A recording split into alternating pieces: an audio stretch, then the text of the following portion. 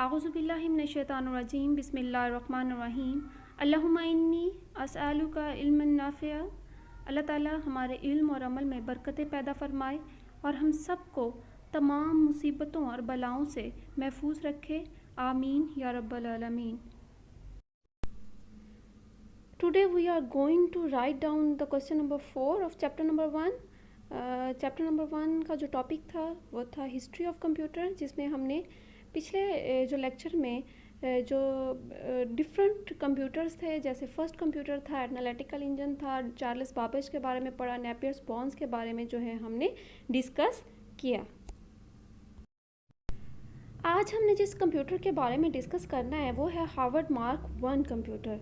Harvard mark 1 computer जो था ये कोलैबोरेशन से बना हार्वर्ड यूनिवर्सिटी और इसके साथ जो थे IBM जो था, इन दोनों की कोलैबोरेशन से 1944 में जो है वो वजूद में आया। सबसे पहले हम इसका क्वेश्चन राइट करेंगे, describe Harvard mark 1 computer.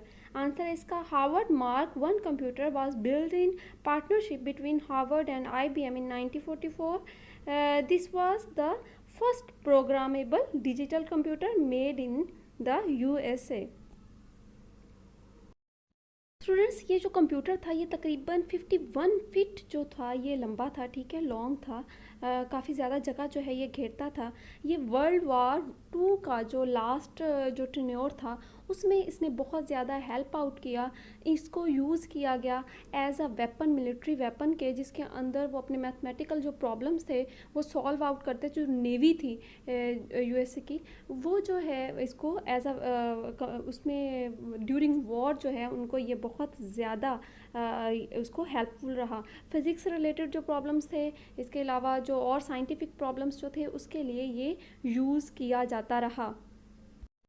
Okay students, आपने इसको करना है राइट और लर्न, और उसके बाद आपने इसको सेंड कर देना है। और आप लोगों ने अपना जो प्रीवियस वर्क है उसको भी अच्छे से लर्न करना है, उसको लिखा करें, ठीक है, असेसमेंट जो है अपनी दिया करें, ठीक है। अल्लाह ताला आप सबका हामी नासिर हो। अल्लाह हाफिज़।